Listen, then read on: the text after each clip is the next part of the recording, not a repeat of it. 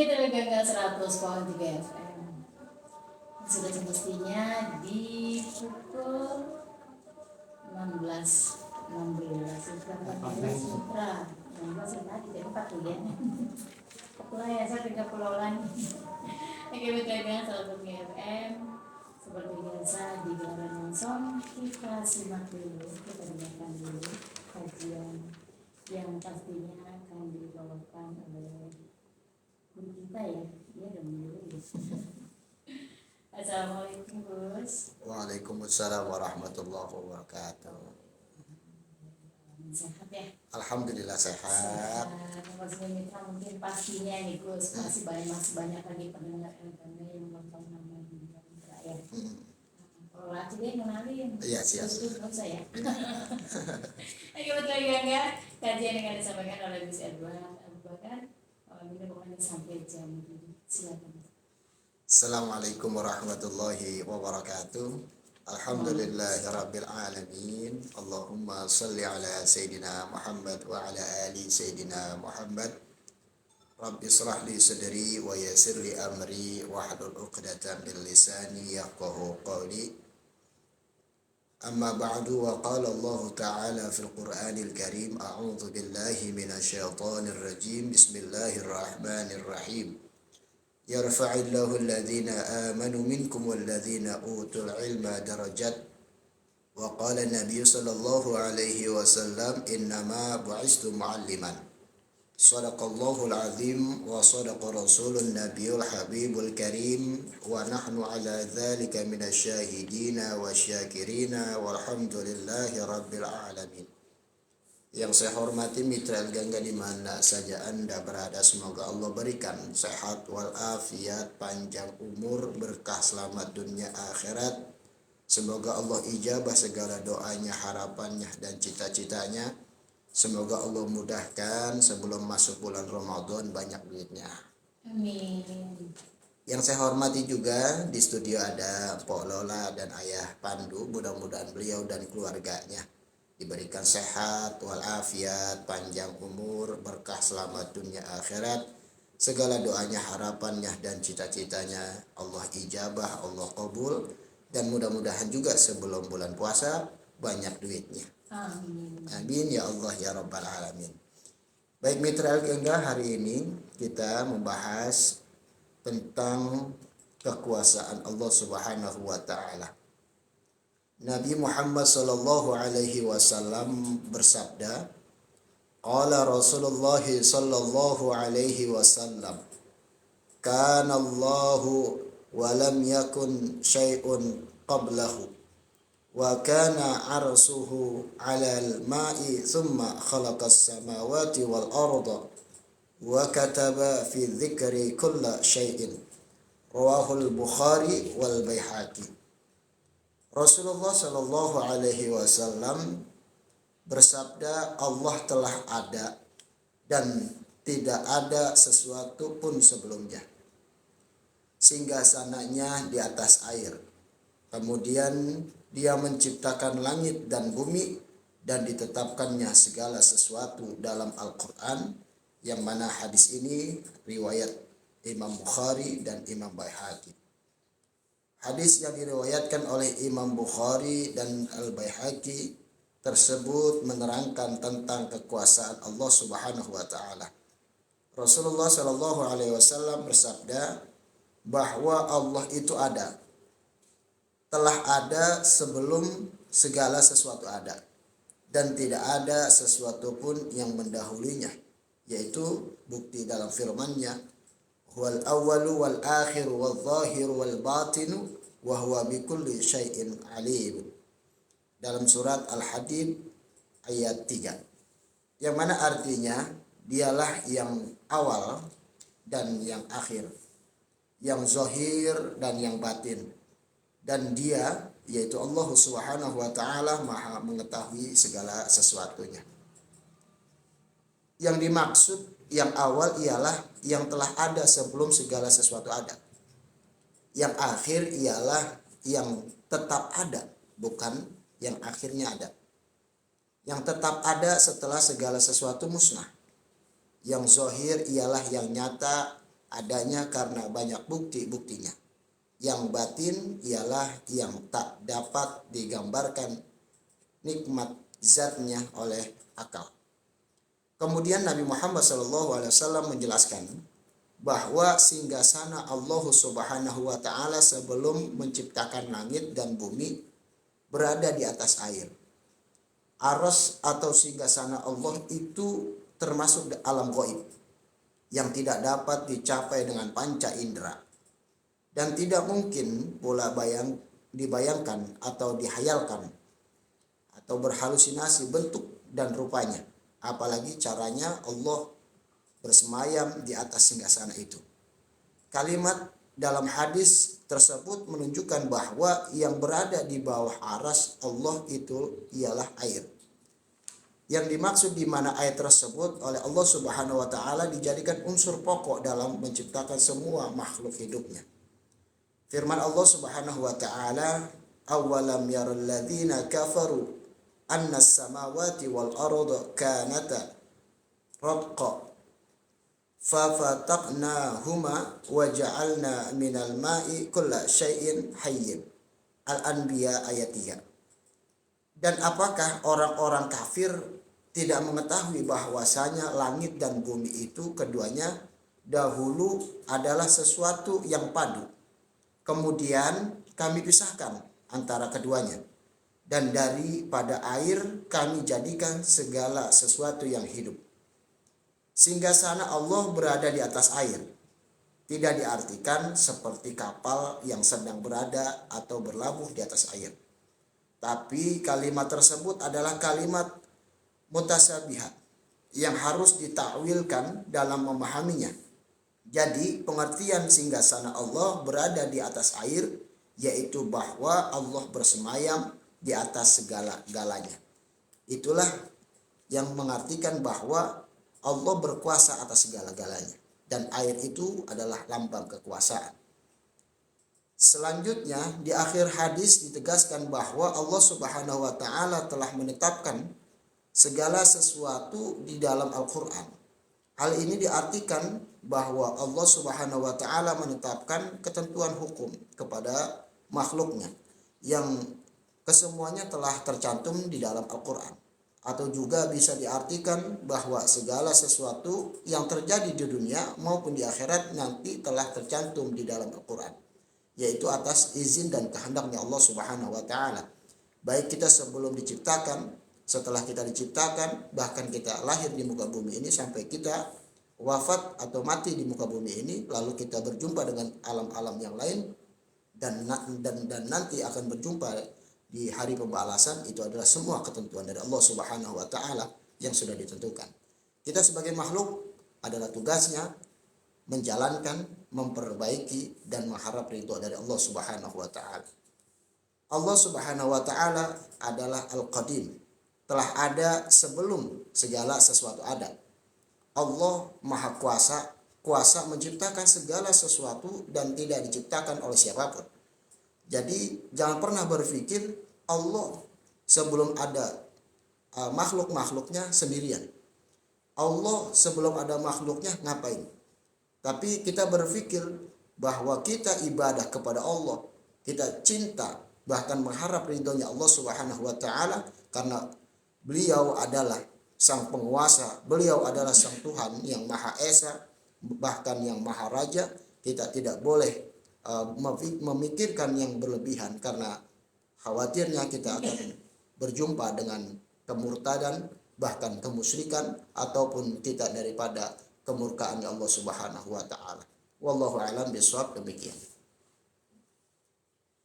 Terima kasih Gus apa yang sudah dijelaskan. Ini terakhir yang sudah menyimak. Silakan untuk bertanya tentang tema yang barusan sudah dijelaskan. Sedikit banyaknya mitra pasti mengerti ya, apalagi yang menganut agama Islam ya. Ya. Kalau misalnya di luar agama Islam boleh ya? Boleh dong. Boleh ya, misalnya mau kalau bahasa sekarang mau kepo. Kepo. Oh iya, benar. Apa jadi buat umum aja ya? Kepo dong gitu. Kepo itu kok kalau dalam Islam itu sangat diperbolehkan. Karena kepo itu ingin tahu ya. Iya. Yang mana ingin tahu tergantung kita pengen tahu yang baik apa yang buruk. Iya. Kan gitu. Tergantung orangnya. Karena sesuai Islam menganjurkan laqad kana lakum fi rasulillahi uswatun hasanah. Sesungguhnya di dirinya Nabi Muhammad SAW ada contoh yang baik. Ya. Jadi kalau contoh itu harus kita kepoin. Ya. Jadi harus kita lihat, kita perhatikan, kita nilai, kita ambil. Ya. Gitu contoh. Empok melihat orang tuanya, oh dia begini, bagus kita ikutin. Kalau nggak bagus jangan. Tapi bedanya kalau kita mencontoh dari bangun tidur kita sampai bangun tidur kita, mencontohnya kepada Nabi Muhammad semuanya bagus. Itu bedanya gitu doang. Baik media agama 100 FM untuk berbagi biara langsung, tapi kita masih di kajian bareng Gus Ajar Abu Bakar. Baik, sesuai tema yang barusan sudah dibawakan, kekuasaan Allah. Sebagai mitra untuk beragama Islam, tentunya sedikit banyaknya memahami, mungkin nggak terlalu mendalami ya, nggak semua gitu ya, nggak begitu menguasai apa sih kekuasaan Allah selain apa yang sudah lihat sehari-hari Gus ya, seperti ada malam, siang, matahari, bulan ada di malam, matahari ada di siang, kan gitu ya. Nah mungkin mitra yang penasaran ya, selain daripada itu, boleh saya lagi bertanya langsung aja di 0813 Nah di sini seperti biasa Gus ada Mbak Allah yang mau bertanya. Kekuasaan Allah itu kan memang sudah nyata adanya, ada malam, siang. Di siang hari di matahari, bulan juga ada di malam hari, gitu Gus. Nah pertanyaannya ini mungkin agak melenceng sedikit, boleh ya, tentang tahyul yang orang bilang banyak yang nggak percaya akan adanya jin. Itu kan kekuasaan Allah juga, ciptaan Allah juga. Nah, bagaimana Gus untuk menjelaskannya untuk orang-orang yang mungkin nggak percaya, saya nggak percaya adanya jin, adanya setan.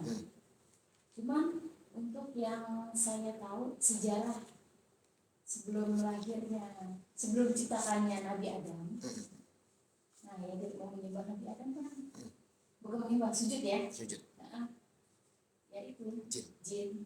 Kafir ya, jin kafir iblis. Nah bagaimana menyikapinya Gus untuk teman-teman kita yang di luar sana banyak sekali yang bilang tahyul, itu mah gak ada. Padahal kalau mau tahu sejarahnya sebelum diciptakan Adam itu sudah ada ya Gus. Ya baik mitra enggak. Kalau berbicara benar nggak jin ada, gitu ya. Jin ada. Kita satu firman Allah Subhanahu wa taala saja, wa ma khalaqtul jinna wal insa illa liya'budun. Dan tidak akan aku ciptakan jin dan manusia itu selain beribadah. Jadi kalau berbicara jin itu pernah kita dengar tuh ada jin muslim, Pak.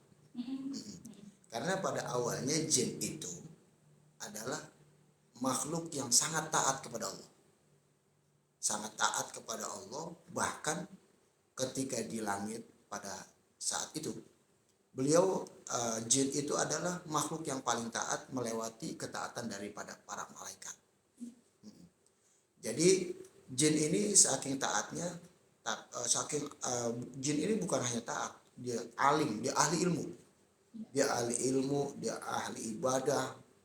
Bahkan dia sangat tahu ke depan ini akan terjadi apa. Gitu ya, akan terjadi apa dan apa, itu jin. Kehebatannya jin berbeda dengan manusia. Manusia itu belum tahu, dengan kuasa Allah maka kita jadi tahu. Nah, saking hebatnya Allah ciptakan tuh untuk yang menempatkan muka bumi ini. Dulu hewan hancur, ya kan gitu ya. Terus Allah ciptakan manusia, yaitu Allah ciptakan Nabiullah Adam alaihi salam. Malaikat pun bertanya, ya Allah kenapa engkau ciptakan manusia? Padahal manusia ini akan membuat kerusakan di muka bumi ini. Tapi Allah simpel jawabnya, aku yang lebih tahu. Nah, jadi simpel, karena Allah sang kuasa, Allah Tuhan. Jadi Allah simpel jawabnya, aku yang tahu. Jadi ketika Nabiullah Adam alaihissalam diciptakannya itu diberikan hawa nafsu, diberikan akal dan pikiran. Berbeda dengan para malaikat tidak diberikan hawa nafsu. Nah, berbeda dengan jin dan lain sebagainya yang bahkan iblis itu dia hanya diberikan untuk hawa nafsu. Ketika diciptakan, jin ini untuk mengakui akan kesempurnaan daripada makhluk Allah yang terbaru, yaitu Nabiullah Adam alaihissalam ataupun manusia bahasanya. Ini bapaknya manusia. Ketika diciptakan, Nabiullah Adam alaihissalam sempurna daripada makhluk Allah yang lain. Ketika itu jin suruh sujud, menghormati. Sujud ini untuk menghormati, tapi jin itu dia ngancem. Ya Allah, saya boleh diusir, tapi saya akan menggoda Adam dan keturunannya untuk tidak taat kepada Allah Subhanahu wa taala. Jadi jin itu selain diizinkan untuk menggoda, tapi juga diizinkan untuk umurnya panjang. Makanya kalau pernah kita dengar nih, ketemu penunggu ini umurnya udah 100 tahun, 200 tahun, benar, karena mereka itu jin itu diberikan kelebihan dari Allah Subhanahu wa taala, umurnya panjang, Po. Kalau kita ngelihat para manusia umurnya panjang dari zaman Nabi Adam ke sebelum Nabi Muhammad, umurnya panjang-panjang, ada yang 100, ada yang 200, 300 kan gitu. Kecuali Nabi Muhammad SAW dan umat-umatnya. Nah, ketika itu disuruh menyembah untuk menghormati, mengakui bahwa Adam atau manusia ini adalah makhluk paling sempurna. Tapi iblis enggak. Inilah yang disebut bukan iblis, jin ya. Iblis maaf, yang dia saya ceritakan iblis. Iblis ini adalah makhluk yang paling taat kepada Allah, bukan jin. Dan ketika suruh menyembah nggak mau, iblis ini dia diusir, tapi dia punya permintaan. Iblis ini dia yang tidak taat kepada Allah Subhanahu wa taala. Tapi saya pernah bertanya kepada kiai guru saya, apakah nanti sebelum hari kiamat iblis bisa menjadi hamba yang taat kepada Allah? Bisa aja. Karena iblis itu saking cerdasnya, saking hebatnya, dia tahu Allah nih mau ngapain, ini tahu, saking hebatnya. Nah, kita sebagai umat manusia harus menyadari, harus mengimani bahwa ada kehidupan selain manusia, selain hewan, tumbuhan, malaikat, ada jin, iblis, syaitan dan lain sebagainya. Mana buktinya setan? Itu sering baca kok doanya kalau mau baca Quran dan lain sebagainya. A'udzubillahi minasyaitonirrajim. Nah, kita berlindung kepada Allah dari godaan setan yang terkutuk. Nah, berbedanya kita yakinnya bagaimana? Yakinnya bahwa mereka ada dan mereka itu adalah menggoda kita untuk tidak taat kepada Allah Subhanahu wa taala. Berbedanya kalau jin ada yang muslim, ada yang tidak muslim. Seperti manusia kok. Nah, manusia itu ada yang muslim dan tidak muslim. Jangan pakai kaget tuh, jin kafir tuh, jin muslim. Jangan pakai kaget. Ya, karena mereka itu, kecuali iblis yang terus menguji, mencoba menggoda manusia agar menjauh daripada taatnya kepada Allah Subhanahu wa taala. Jadi siapa yang beriman kalau ada jin, iblis, itu berarti beriman kepada Allah. Mereka goib, Allah sang maha goib. Gitu. Jadi malaikat itu goib. Malaikat goib, jin, iblis, setan goib. Nah, yang maha goib adalah Allah Subhanahu wa taala. Kita sebagai tidak terlihat, tidak kasat mata. Jadi Allah itu bisa dilihat, bisa tidak terlihat, Pak. Terlihatnya saya lihat empok ini adalah Allah. Mana buktinya empok ada, polola adalah Allah? Karena adanya Allah, polola ada. Gitu aja. Itu saya lihat Allah nanti. Oke, baik, buat yang bertanya, mudah-mudahan puas ya jawaban dari pertanyaan selanjutnya nih. Dari Mitra, tanya tentang rumah Allah. Rumah Allah. Nah, yang disebut ada yang bilang Ka'bah, masjid, rumah Allah juga musola, rumah Allah, ada yang begitu. Nah, kadang-kadang ini suka berebutan ya, guys. Tanyaannya ini yang tepat tuh yang mana? Oke. Gitu. Iya. Oke. Jadi gini, Pak, berbicara rumah Allah kan pernah dengar nggak baiti jannati? Rumahku adalah surga. Iya. Nah, ini bahasa ya. Ini sebuah kiasan sebenarnya, sebuah peribahasa. Masjid rumah Allah, musola rumah Allah, Ka'bah atau Masjidil Haram, Masjidil Aqsa, Masjid Nabawi itu adalah rumah Allah. Semua masjid, semua musola adalah rumah Allah. Maksudnya apa? Dikhususkan untuk beribadah taat kepada Allah adalah di masjid, musola, ataupun kita pola punya aula sehingga punya anak-anak yang buat ibadah. Ini adalah rumah Allah juga. Majelis taklim lah kalau kita menyebutnya. Nah, ini adalah rumah Allah. Yang disebut rumah Allah ini adalah kiasan, kiasan yang harus kita pahami, peribahasa lah ya, peribahasa yang kita harus pahami. Kenapa disebutnya rumah Allah? Karena kalau ada orang yang mau berzikir, mau beribadah kepada Allah dan lain sebagainya, maka Allah hadir. Dan Allah tuh hadir, selalu hadir bersama kita. Mana buktinya? Kalau Allah hadir itu ketika ada orang yang memanggil Allah. Kita ngejar Allah nih Pak. Allah lari menjamperin kita. Ini peribahasanya. Ya. Ini maksudnya apa? Allah begitu dekat dengan hambanya yang mau dekat dengan dia. Innallaha la yughayyiru ma biqaumin hatta yughayyiru ma bi anfusihim. Allah enggak bakal merubah dirinya kalau dirinya enggak mau merubah dirinya sendiri. Kan gitu ya. Makanya kalau kita mau berubah, ya Allah gini-gini amat, lu rubah diri lu. Nanti Allah bakalan ACC gitu. Bahasa kita anjing proposal kok. Ya Allah saya pengen begini 2024 pengen begini. Ya udah kita lakuin, kita buktiin nih. Nah, nanti ada ACC dari Allah Subhanahu wa taala. Itulah yang disebut rumah Allah itu apa? Yang mana untuk berzikir, untuk memanggil Allah, untuk membaca Quran, membaca kalimat-kalimat yang hasanah, kalimat yang baik, itu adalah rumah Allah. Apalagi buat sholat, buat deras Quran dan lain sebagainya, adalah rumah Allah. Jadi Allah sangatlah dekat. Peribahasanya begitu. Ya, peribahasanya gitu. Terus kira-kira gini, saya nanya balik, tapi insya Allah saya kasih jawaban. Polola sholat di masjid dekat Polola, Juhur. Saya sholat juga di masjid saya, Juhur. Allah adanya di mana? Kan sama-sama ada. Polola sholat, saya sholat, Allah ada. Satu, kita jawabnya Allah adalah Sang Khalik atau pencipta, luar biasa kehebatan beliau. Tapi bisa dilogikakan kok. Polola keluar tengah malam, keluarin satu bak isi air, ya, keluar satu bak isi air, satu bak kan, ada nggak bulan itu? Akan di atas ada bulan tuh. Ada. Lihat di bak dah, ada air, ada bulannya. Keluarin lagi bak yang dua, ada bak, ada airnya, ada bulannya nggak? Yang ketiga sama, ada nggak? Ada. Ini Allah satu dan Allah bisa berkuasa, Allah bisa berkehendak atas kehendaknya. Makanya tugas kita jangan pakai Allah datang gak sih gitu. Tapi tugas kita adalah udah kita jalanin, kita ibadah, kita minta kepada Allah, kita jangan putus asa sama Allah, kita harus deketin Allah dan lain sebagainya. Tugas kita itu aja. Jangan pakai Allah datang gak sih? Allah sebelum kita panggil, sebelum kita lihat udah datang. Iya, makanya banyak yang bilang Allah ada di mana-mana. Allah ada di mana-mana, tapi kita tidak bisa mengatur Allah Subhanahu wa taala. Bahkan kalau dalam ajaran guru saya, Allah itu bisa dipanggil. Contoh, bagaimana memanggil Allah Subhanahu wa taala? Yaitu memuji, mengindahkan Allah Subhanahu wa taala. Kalau Allah pernah dengar nggak Asmaul Husna? Ya, itu kan nama-nama Allah.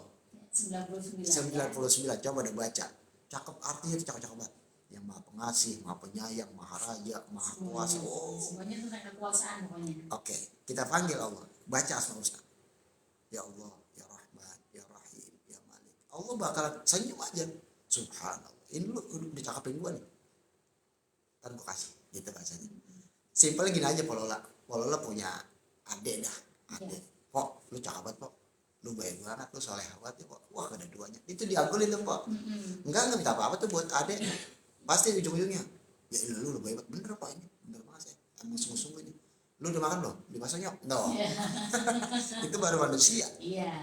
Itu jadinya kalau kita bisa menghadirkan Allah, yaitu kita memuji Allah Subhanahu wa taala.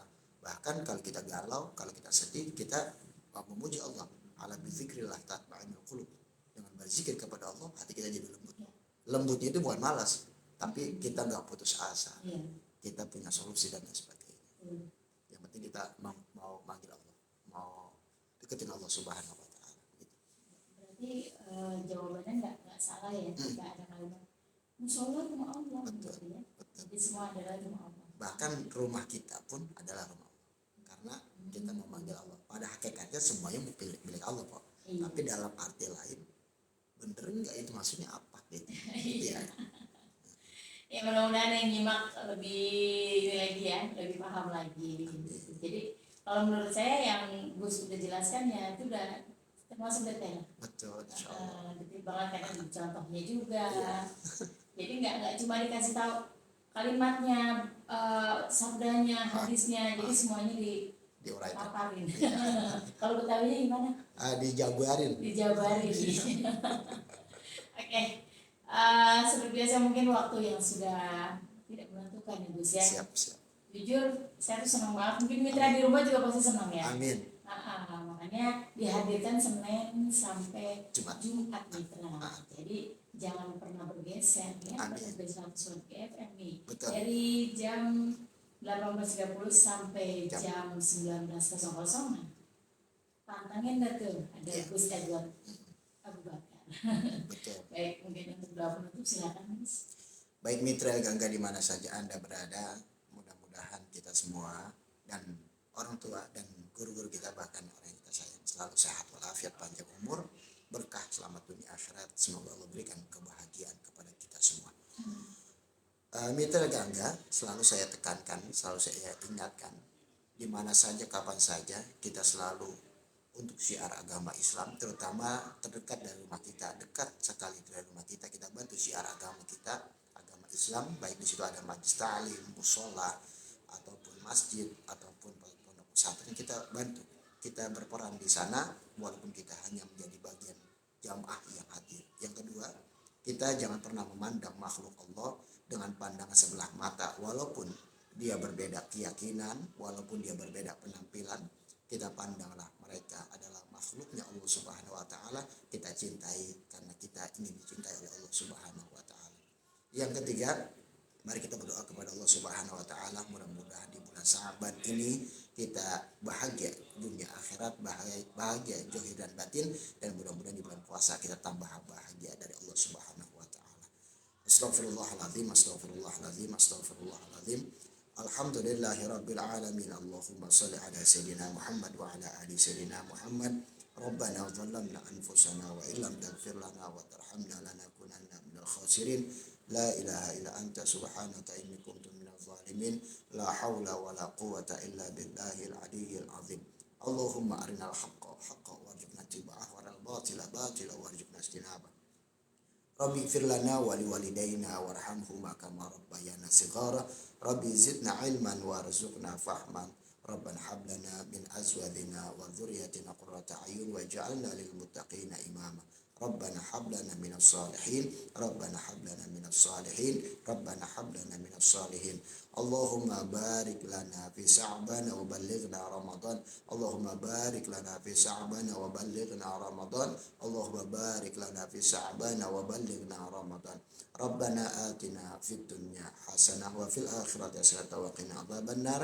Wa sallallahu ala sayyidina Muhammadin wa ala alihi wa sallam. Walhamdulillahi rabbil alamin. Assalamualaikum warahmatullahi wabarakatuh.